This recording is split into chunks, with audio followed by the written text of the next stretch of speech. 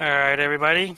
Welcome back to the channel, to the butterfly monkey effect. I know it's been a little while. I've been digging hard on some research. A few things, actually, from the passport to employment and to a private association, a club that I did for my kid for his school, among other things. But I wanted to make this short video on employment taxes, right?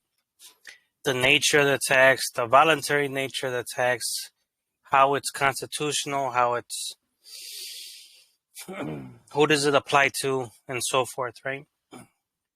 I'm doing this because my goal was to write up paperwork for a potential employer so as to not pay into Social Security. The income tax part is easy, which I will explain. But this other part is a little bit more difficult, which I'm going to also explain on why it's so difficult. I haven't found my way in yet, more than anything. And the stuff that I have found have been a little bit disappointing.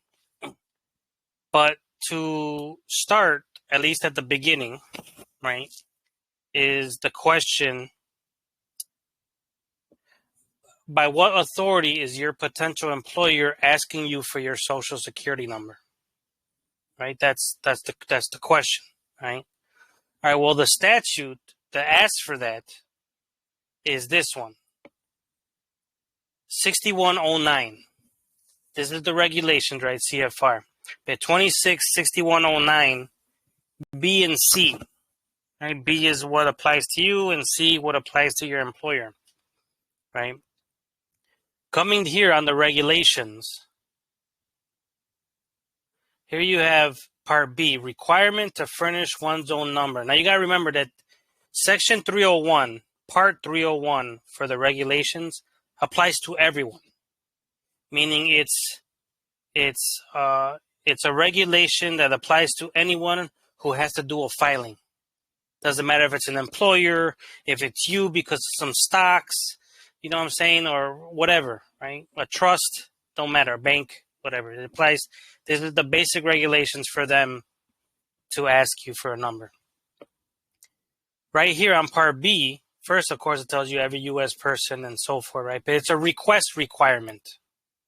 Upon request, it's not mandatory, okay? The thing I'm looking at is this part right here, Section 31, 6011B2, A and B, right, for employment tax regulations. Now, if I go to this, it's just going to tell me to go to Part 301, right? 31 represents employment.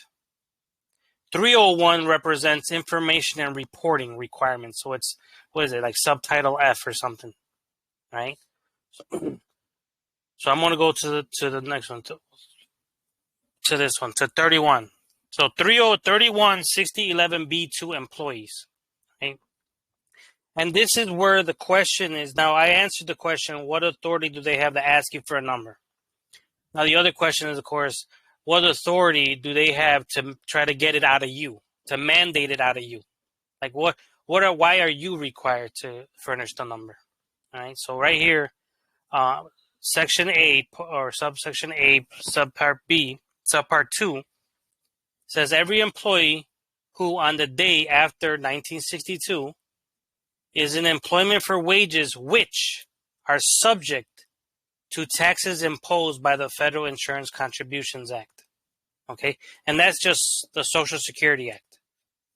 The definitions that are here now in the Title 26, right, which is the definitions are going to be 3121. I think the section starts at 3101. All right, those are all definitions that were in the code. In the 1950s, they changed it and renamed it Federal Insurance Contributions Act. I don't know what year specifically. It might have been 62, right? That I gave right here. I forgot what year. But they changed it up. But if you follow the definitions and where they're codified at, or where they got where they placed the regulation at, you'll see how it goes back to the Social Security Act. Okay. So it says, which are subject to the taxes imposed by FICA, or which are subject to withholding of income tax from wages. Okay, under section 3402. This one is easy. Income tax from wages. It's easy. They flat out tell you this shit applies to officers of the government, from the District of Columbia to the states and their the subsidiaries or whatever they call them. Right? So these are the two things. So they got their authority why they can ask you, right? And this is the question is if your wages, if your income is subject to these two types of taxes. Okay. Now, of course, the first thing I did was try to break up the definitions, right? So the definitions are right here. So chapter 21 is FICA. Okay. And these are the definitions. So section 3121. Now the definitions, of course, part E, it tells you the definition of the United States, right? For me, no doubt, this right here means, at least for me, it means territories. Nowhere on here does it include any of the states of the Union, okay?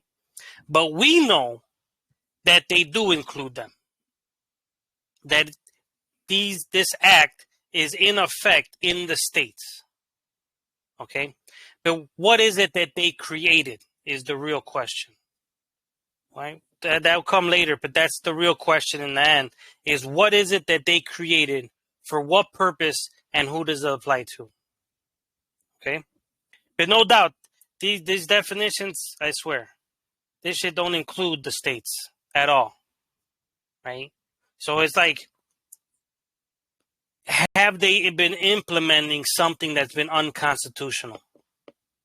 Even though in 1937, they found it constitutional, but on another premise, meaning that it was affecting the powers of administration for the states themselves. And the court case argued on a court case from Alabama. Okay, so they are talking about a state in there, but the definitions never came up. You know what I'm saying? The definitions never came up for that, right? But we're going to go through the court case a little bit too. The part that I want to focus on is this definition of employment. Right? You have employer as one, but employment. For the purposes of this chapter, which is chapter 21, the term employment means any service of whatever nature performed by an employee for any person employing him, irrespective of citizenship or residence of either one within the United States. Now, I don't have to read any further because this is the detrimental one. But of course, you know the word United States right here means the territories for me, right? But if I don't find evidence of that being contrary, you know what I'm saying, then I'm fighting a brick wall, right? If I ever were to take this to court. But employment is what I want you to understand. And if you guys have a chance, go check. Go to this section, 26 USC 3121, and read employment here. Read these definitions, you know what I'm saying, before, you know, because I hope you guys dig further. All right, so that's definitions for employment, right? Oh, that's the same thing. Why do I have two of them? All right. Now, with that basic understanding, right, I want to go to the court case that found it constitutional. Okay? And I think I should only be able to need to read the front. Hold on. Let me see if I can find this case at Justicia. Stewart. Let's look at Justicia. I want to look up because they format their stuff better in the beginning. They number them. See, I'm saying these are numbered, so I'm going to read it from here. Okay? It goes, the tax imposed by Title IX of the Social Security Act, right? So that's one, Title 9, right? This is the title right here. So it's, oh no, that ain't it.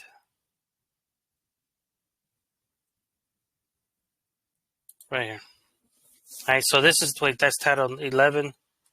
This right here is Title 9. All this right here. Tax on employers of 8 or more, right? Literally, the definition says it all. It's not all employers at the time of this, that this was created, right? It was only applied to employers who had 8 or more people working for them. Now, how is that any way a taxable thing against them, right? Title 8 was us, is individuals or employees. Taxes with respect to employment. And literally, all they say is if you're working for an employer, you're liable for this tax. But not even that, they even say it further. They say every employer required so to deduct the taxes hereby made liable for the payment of such tax, and is hereby indemnified against the claims and demands of any person for any amount of any such payment made by such employer. So he gets indemnified. But the thing is, though, he's made liable for a reason. Remember, the taxpayer, if you incur the tax, you as the taxpayer 100% are liable for the tax. So what makes him so special, the employer, right, is 8 people or more, so special that he is liable for that tax, for your tax, to collect it from you. All right? That's this stuff right here. And the specific stuff in the case is 1904, right, where the Unemployment Trust Fund, right? Because it's not a federal thing that we're doing, that they are doing.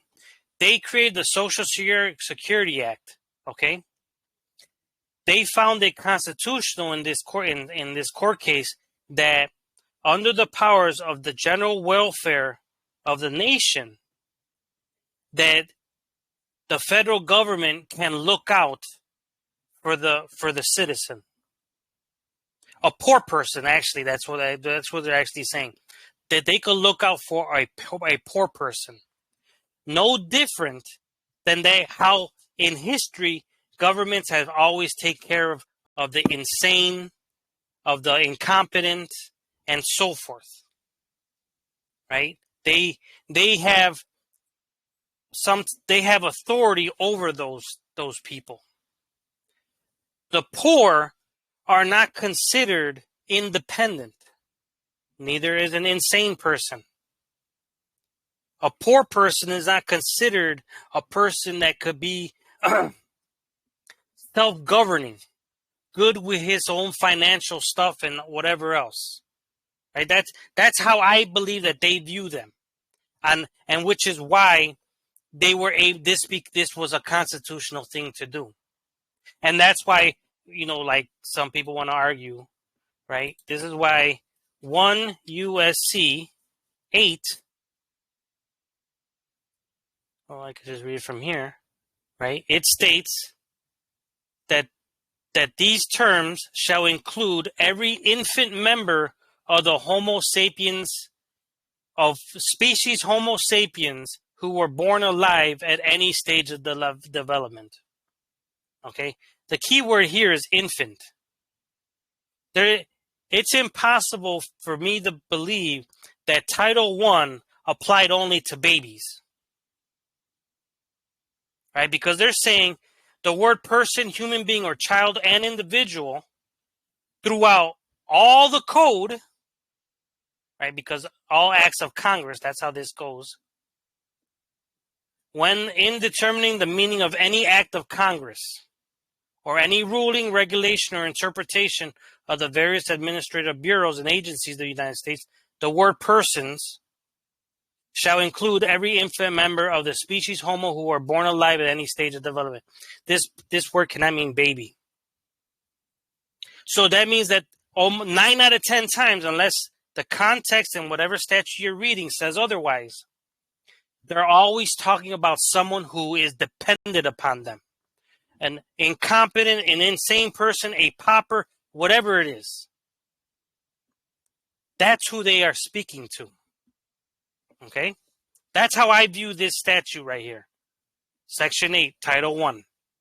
They're talking about incompetent people. All right? It says, the tax imposed by Title IX of the Social Security Act of August 14, 1935, upon the employer of labor. See how they say it? Employer of labor. Described as an excise tax with respect to having individuals in his employ. That's the tax on. That's who the tax, the employment tax is on. The question here's a fact. Aside from the specific duties that the Congress has in the Constitution, right? Everything that's outside of that, right, of those specific duties, is considered a privilege by the government. If they are the source of it, it's considered a privilege from them. They can only tax privileges. They cannot tax fundamental rights.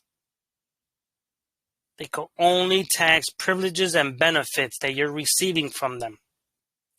This right here, upon the employer of labor, described as an excise tax with respect to having individuals in his employ. Excise tax is a voluntary tax, meaning you have to be doing an activity that falls within their jurisdiction and is a government privilege and benefit from them. That's what this says. An excise tax is a voluntary tax where you are doing a specific activity or working with property that is a benefit from the government, and which is measured by prescribed percentages of the total wages payable by the employer during the calendar year, is either an excise, a duty, or an impost within the intent of Article 1, Section 8 of the Constitution, and complies with the requirement of uniformity within the United States. And here's the benefit that they're talking about. The enjoyment of common rights. Now, people are going to say common rights are your fundamental rights. No, they are not. Common rights are the things you all have in common with the person next to you, right? In public. That's what this shit means right here. Your rights in public. And they're telling us that the enjoyment of the common right, such as the right to employ labor, may be constitutionally taxed. This right here is they're calling it a fucking benefit from the government. That it's a public attribute. The forum, right, where the forum where an employer goes to seek for workers is the public.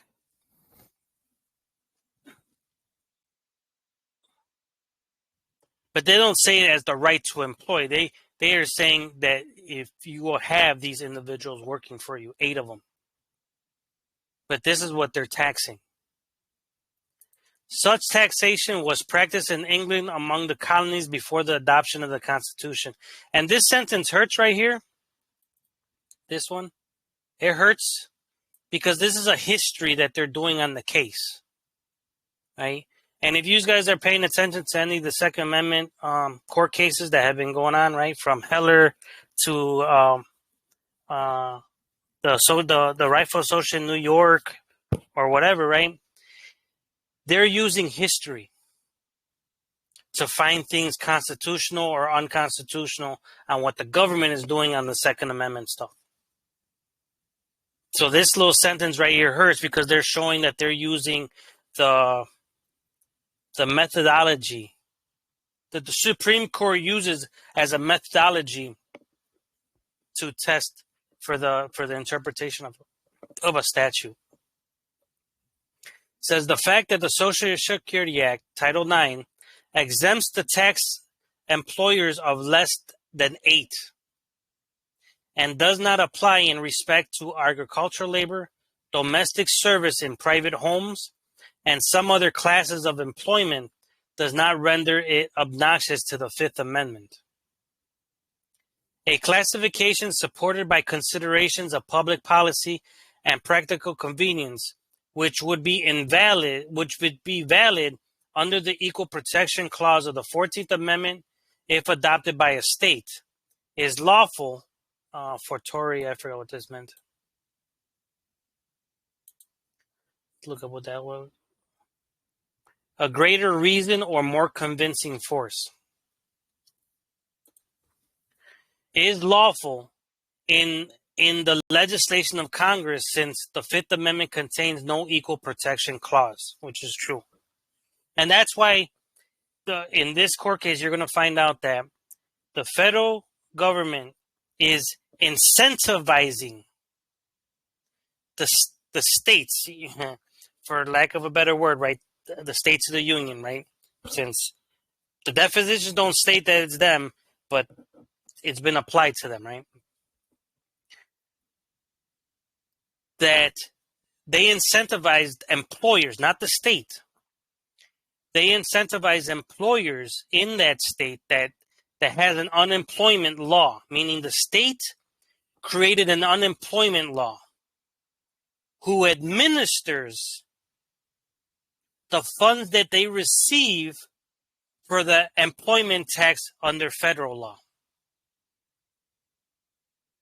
The incentive for everyone, including government, is 90% credit for the tax that employer collects. And this includes government as an employer. Right? So it says the proceeds of the tax imposed by employers by Title IX go into the Treasury of the United States without earmark, meaning they could do whatever the fuck they want with it. Because it's a tax. It's not an investment like they made people believe in the 1930s that it was an investment. And even though this court case came out that it's a tax, even though it says it's a tax on your paycheck, people believe it's an investment and they are entitled to that money. And if this shit comes crashing down, you ain't got nothing coming. The tax without earmark.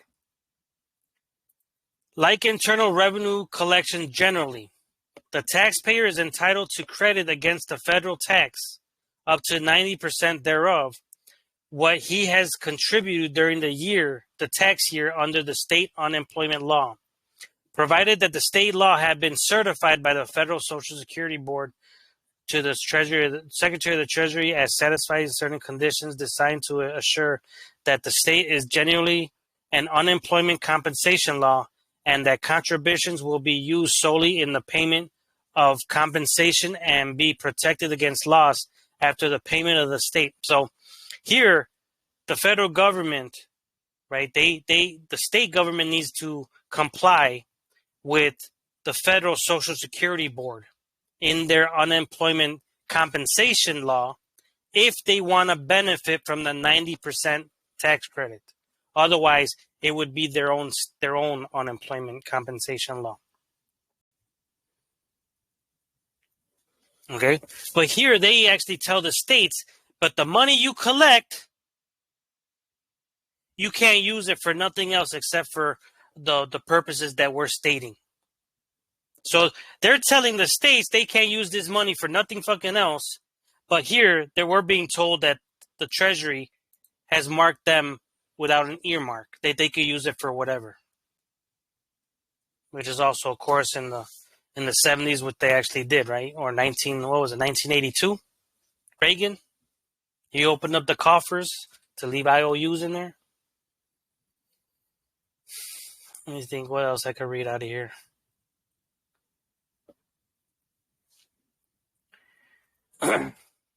And be protected against loss after the payment to the state.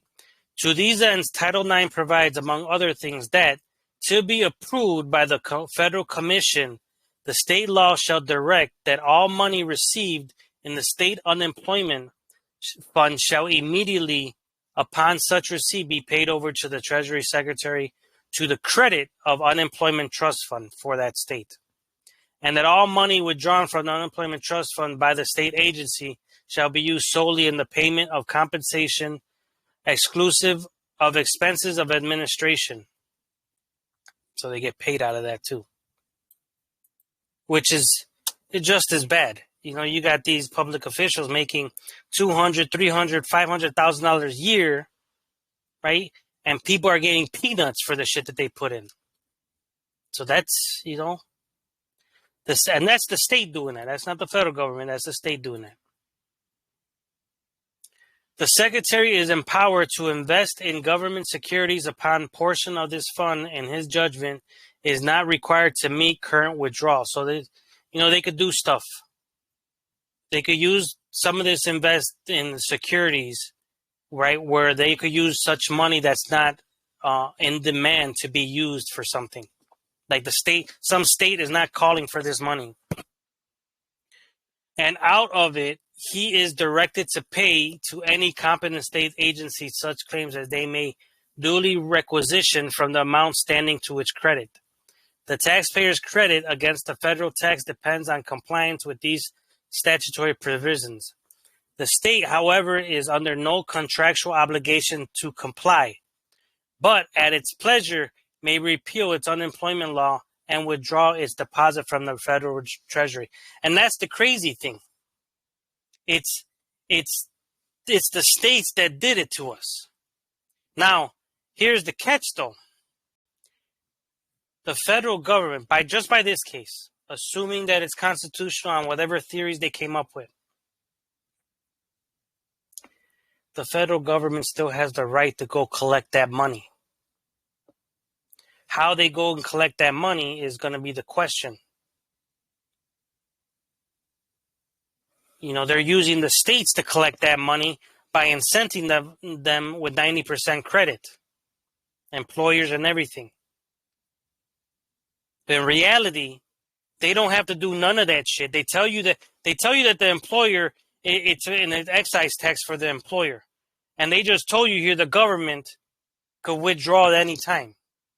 Meaning the first phrase that the employer don't have to participate. And that means government employment too. Government employer also. But the thing is though, because they have found a power that is constitutional, they still have to collect it somehow. How that would have happened in the last 70, 80 years, 90 years already, right? Who knows? All I'm saying is that it by this case right here and others, because this was the first one, they had the power. They chose to try to talk the states into it instead of doing it themselves.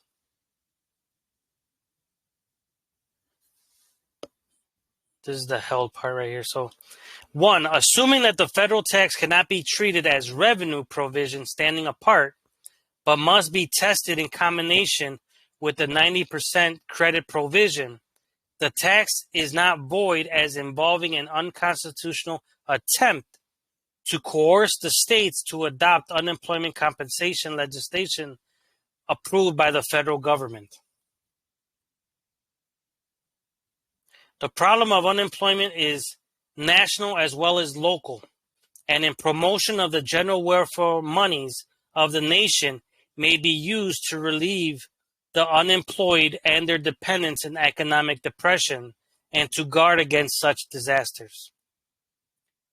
Title IX may be sustained as a cooperative plan whereby states may be set free to provide unemployment compensation without subjecting themselves to economic disadvantages resulting from absence of such provision in other states, and whereby, through the assumption of such burdens by the states generally, the financial burden of the nation due to unemployment may be correspondingly decreased. Duplicated tax or burdens that approach them are hardships that government, state or national, may properly avoid. Every rebate from a tax, when conditioned upon conduct, is in some measure a temptation, but motive or temptation is not equivalent to coercion, and that's the 90% stuff.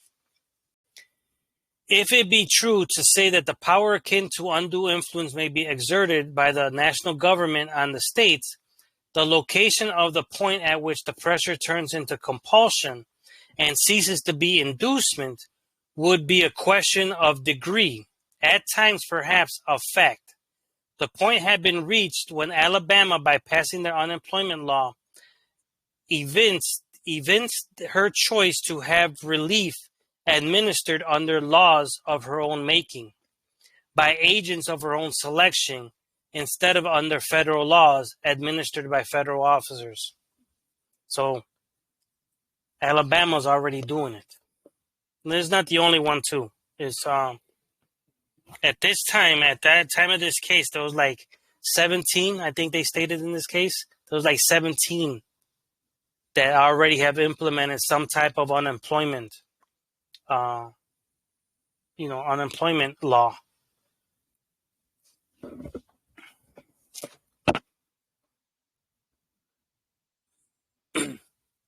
It is one thing to impose a federal tax dependent upon the conduct of taxpayers or of the state in which they live. And they say it like this, the conduct of taxpayers, because for you to be a taxpayer under the Internal Revenue Code, you have to be doing some type of privilege or benefit. That's the only thing that they could tax. And they say conduct because why? It's your conduct. You volunteered to go participate in that activity. Or of the state in which they live, where the conduct to be stimulated or discouraged is unrelated to the fiscal needs subserved by the tax in its normal operation, or to any other end legitimately national.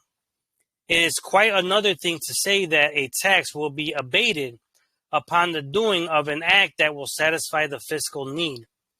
The tax and the alternative being approximate equivalents. In such circumstances, if in no others, inducement or persuasion does not go beyond the bounds of power. The bounds of power.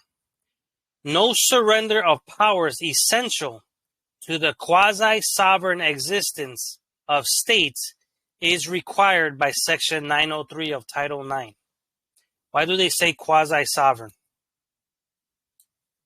Because every state gave up a portion of their sovereignty to the federal government. And so did the individuals of this country. We, the people, did the same thing. Which defines the minimum criteria to which a state compensation system is required to conform if it is to be accepted by the Social Security Board as the basis for credits against the taxes laid on employers by that title, nor by 903, which deals with the deposit, investment, and withdrawal of the monies credited. Symbol that the states may constitutionally make with Congress such agreements as do not impair the essence of their statehood.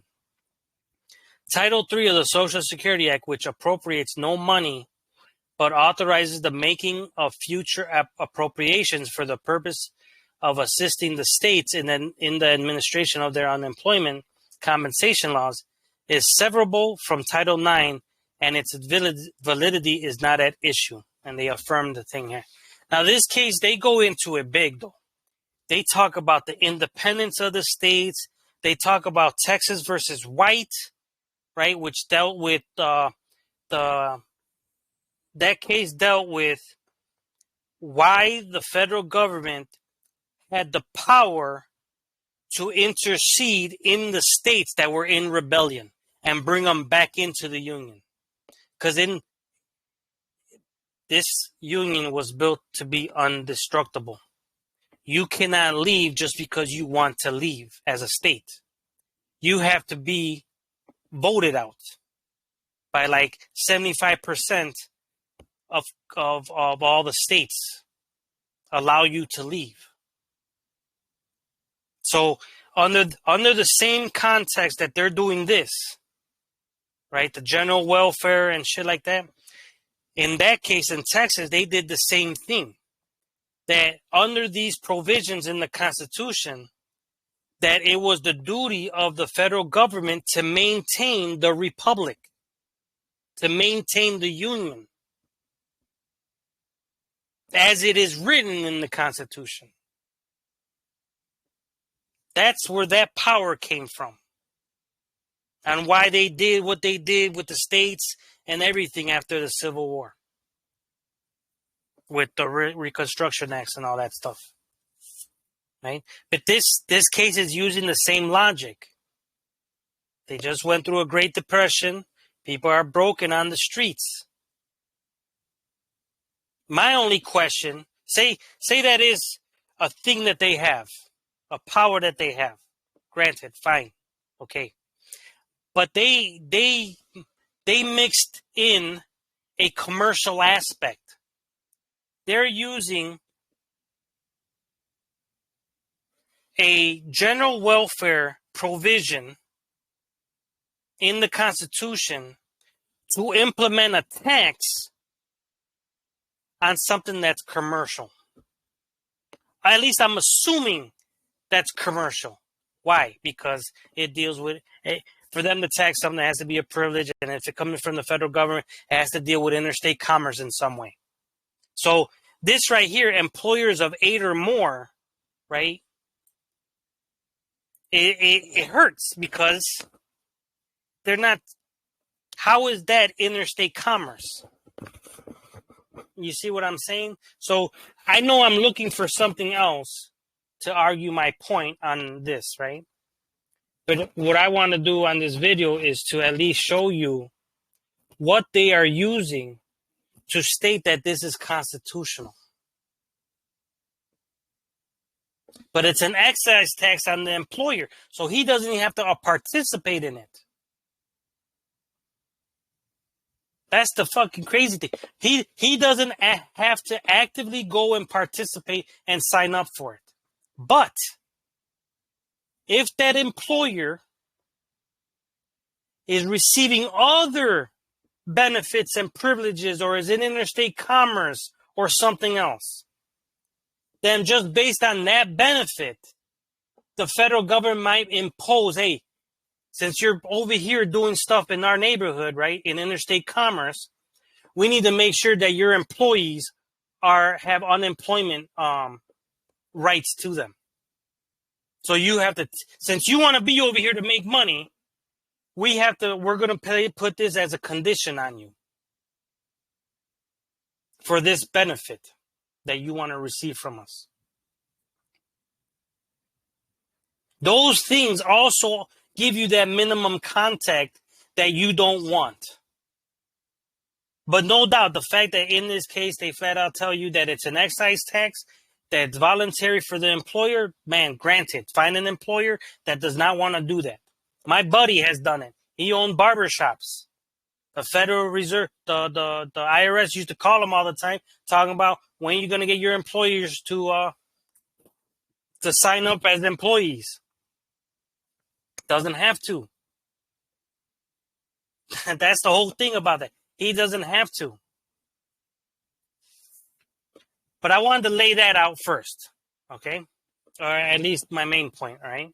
Now, although I'm still researching this, which I'm hoping you guys would help me too, right? In some way or some or other, right?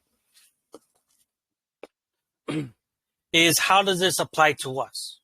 Okay, granted, it's an excise tax for your employer, but that should be an excise tax for us too, right? You would think so, but it's not.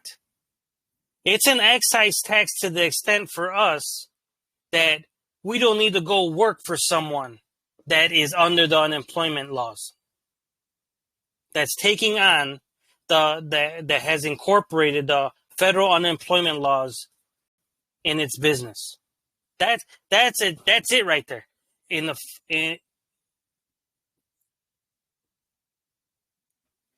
mean, that's the only way to put it. Like,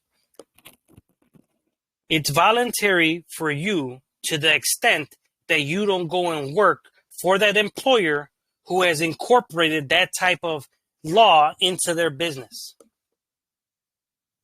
How do I know this? Well, this court case, which was the same year, 1930, Carmichael versus Southern Coal Company. And what is that number 2? I'm going to read a little bit of it because they tell you why the individual is liable. And they flat out tell you, simply because you're working for this motherfucker. This is May 24, 1937. What was this? May. So this was right before.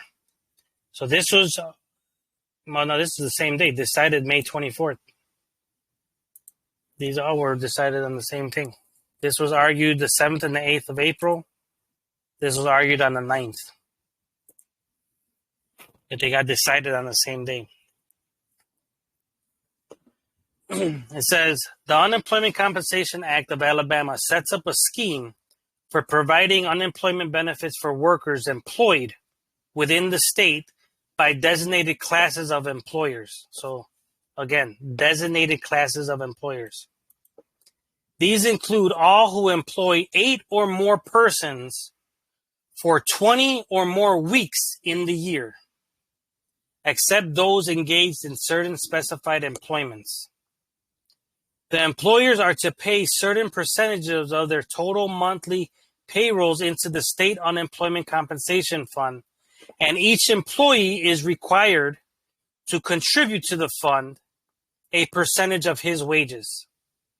The fund is to be deposited in the Unemployment Trust Fund of the United States government established by the Federal Social Security Act and is to be used as requisitioned by the state commission to pay unemployment benefits prescribed by the statute, but without any liability on the part of the state beyond amounts paid into or earned by the fund. Benefits are payable from the fund to the employees covered by the Act in the event of their unemployment, upon prescribed conditions and at prescribed rates. The state satisfies the criteria which, by 903A of the Act, are made prerequisite to its own approval by the Social Security Board created by the Act, and it has been approved by the Board as that section directs. That section directs. By Section 902 of the Act, contributors to the state fund are entitled to credit their contributions in satisfaction of the tax imposed on employers by the Social Security Act to the extent of 90% of the tax. So this is stuff we already know, right?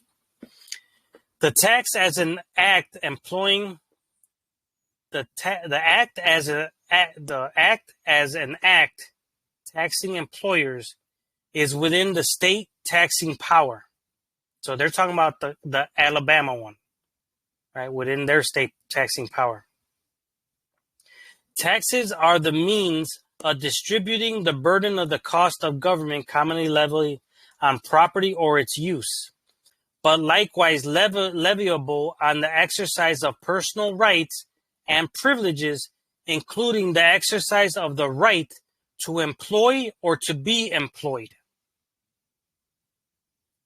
Let's read that again. Commonly levied on property or its use, right? They're talking about taxation in general. But likewise leviable on the exercise of personal rights and privileges, including the exercise of the right to employ, so that's an employer, and the right to be employed. The tax on employers is valid under the 14th Amendment. Tax on employers is. Inequalities which result from singling out of one particular class for taxation or exemption infringe no constitutional limitation. A legislator is not bound to tax every member of a class or none. It may make distinctions of degree having a rational basis.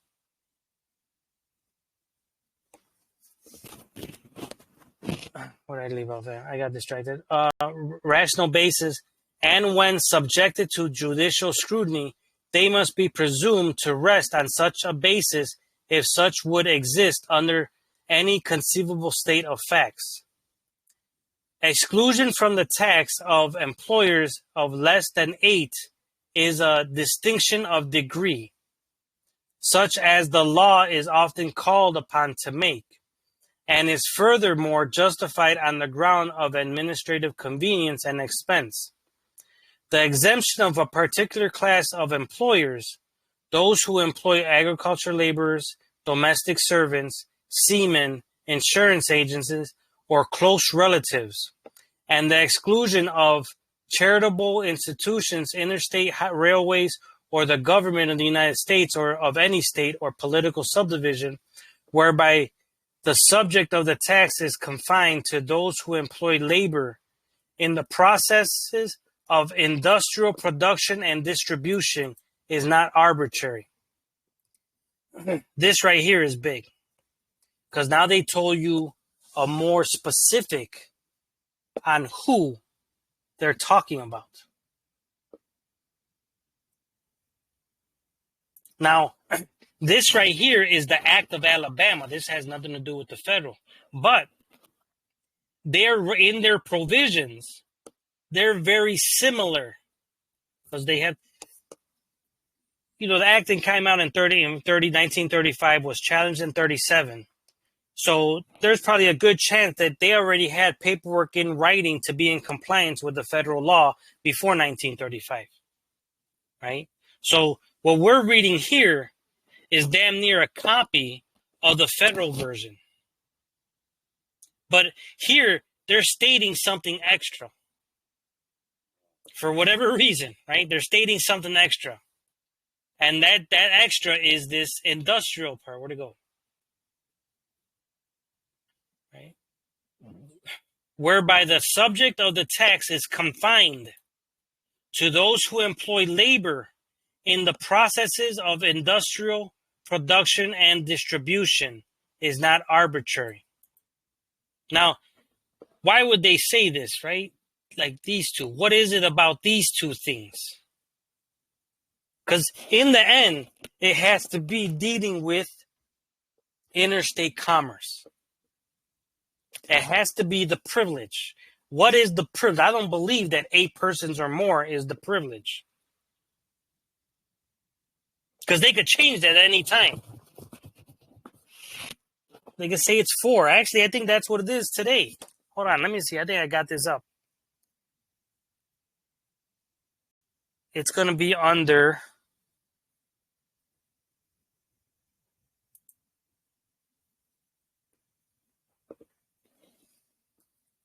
It's going to be under employer, not employment. So 3121, we're looking for employer. 3121, who are employers? Look at it. So what we're reading, of course, 1937, right? So this is today. Every person is an employer if he employs 1 or more employees. Neither the number of employees employed nor the period during which any such employee is employed is material for the purpose of determining whether the person for whom the services are performed is an employer. What the fuck did they just say? That eight people shit don't mean nothing no more.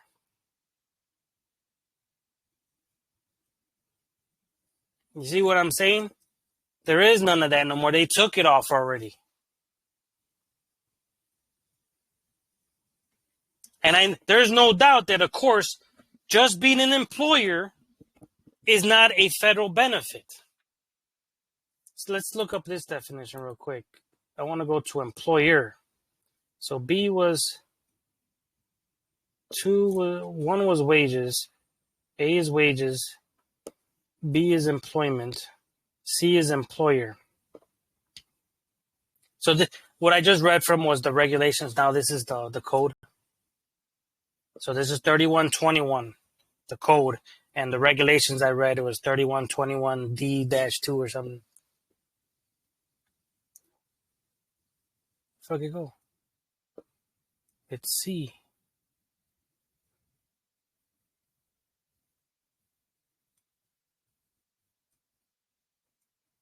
Right here. No. What the hell? Maybe I could just click it. Where's employer at? You see the word employer? Employee, employee, employee. And do they not have employer in this?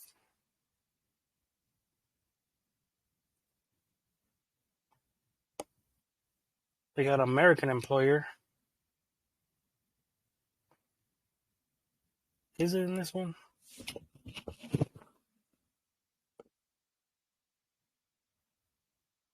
I don't know. I don't want to get sidetracked because I wanted to make this short, but apparently it's not being short.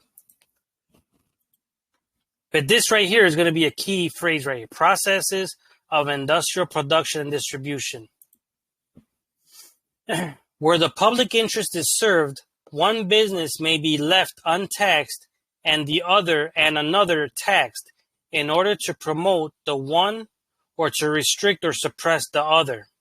Several of the exemptions may rest upon administrative considerations. The burden rests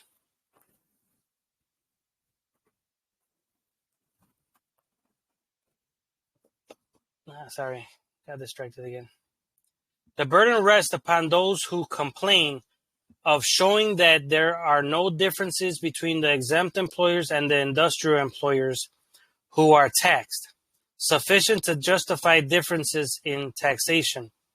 The provision for taxing employees is separable and therefore not subject to objection by employers. Distinct taxes imposed by a single statute are not to be deemed inseparable unless that conclusion is unavoidable. Under the 14th Amendment, the state taxing power can be exerted only to effect a public purpose and does not embrace the raising of revenue for private purposes. The requirement of due process leave free scope for the exercise of a wide legislative discretion in determining what expenditures will serve the public interest. The public purposes of a state for which it may raise funds by taxation embrace expenditures for its general welfare. So they're doing the same principle, the general welfare stuff, to create their own act. Whether the expenditure under the act serves a public purpose is a practical question addressed to the lawmaking department, and it would require a plain case of departure from every public purpose which could reasonably be conceived to justify the intervention of the court. Relief of unemployment is a public purpose. When public evils ensure from individual misfortunes or needs, the legislator may strike at that evil at its source. If the purpose is legitimate because public, it will not be defeated because the execution of it involves payments to individuals. The scheme of the act is not subject. The scheme of the act is not subject to any constitutional infirmity in not being limited to the indigent, or because it is extended to some class deserving less than others, such as those discharged for misconduct. Right? Indigent is basically poor, right? The fact that the act restricts its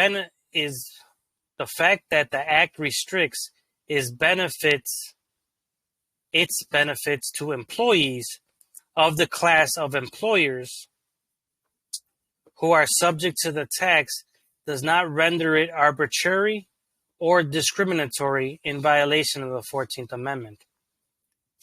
It is not a valid objection to the tax on employers that the benefits paid and the persons to whom they are paid are unrelated to the persons taxed and the amount of the tax which they pay. In short, that those who pay the tax may not have contributed to the unemployment and may not be benefited by the expenditure. The tax is a means of distributing the burden of the cost of government. This court has repudiated the suggestion that the Constitution requires the benefits derived from the expenditure of public monies to be apportioned to the burdens of the taxpayer, and that he can resist the payment of the tax because it is not expended for the purposes which are peculiarly beneficial to him. So this right here, the tax is a means of distributing the burden of the cost of government. This court has repudiated the suggestion that the Constitution requires the benefits derived from the expenditure of the public monies to be apportioned to the burdens of the taxpayer, or that he can resist the payment of the tax because it is not expended for the purpose which are peculiarly beneficial to him, or that he can resist the payment. So they repudiate any person that could resist the payment of this tax because the purpose of the tax is a benefit to him. Right? That's how I'm reading it. Right? This court has repudiated that the Constitution requires public monies to be apportioned to the burdens of the taxpayer. That's one. Or that the taxpayer can resist the payment because it is not expended for purposes which are peculiarly beneficial to him. I'm going to have to go read this. Page 521. This is going to be the act of Alabama. The act is not an invalid product of the coercive operation of the Federal Social Security Act and involves no constitutional surrender of state power. And this is the case that we just read.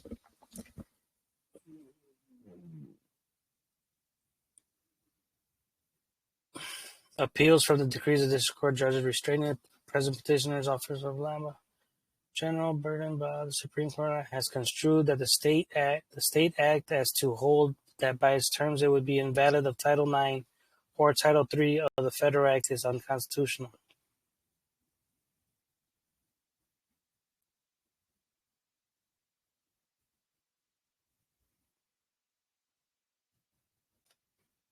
That's the state Supreme Court, though.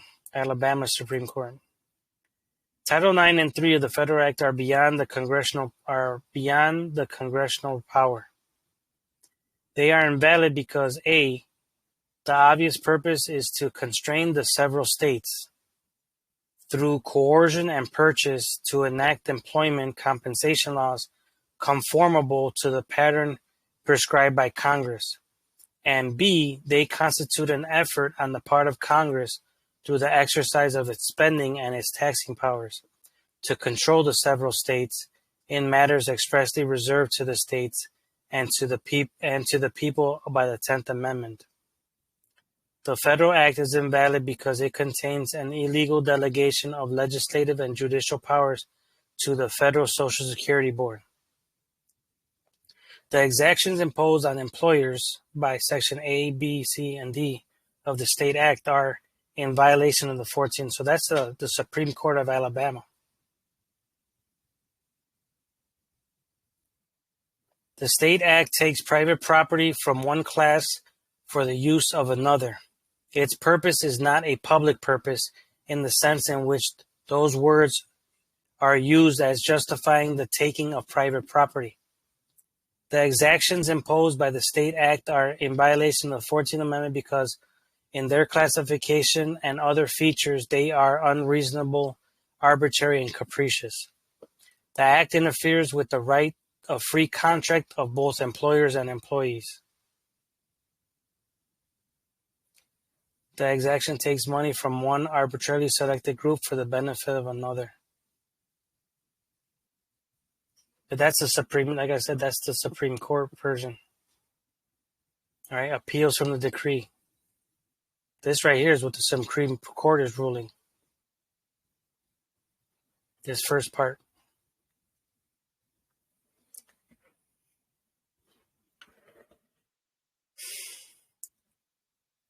I am looking for one more thing.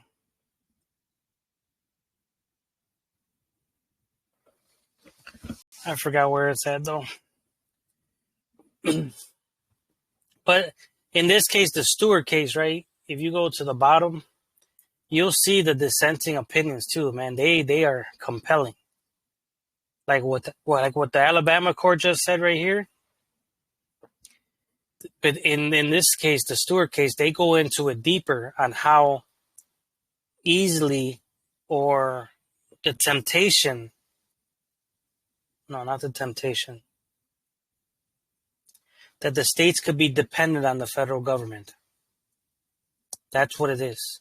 That the states lose their power, right, to oversee and administer their own laws within their borders. That's the attack that I've seen on the dissents so far. But with that, I'll end it here. There's nothing else to add, I don't think. No, not that case. That's the Social Security one.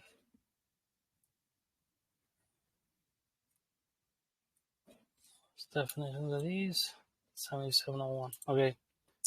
And that's it for now. I just hope you guys can see what I'm seeing, right?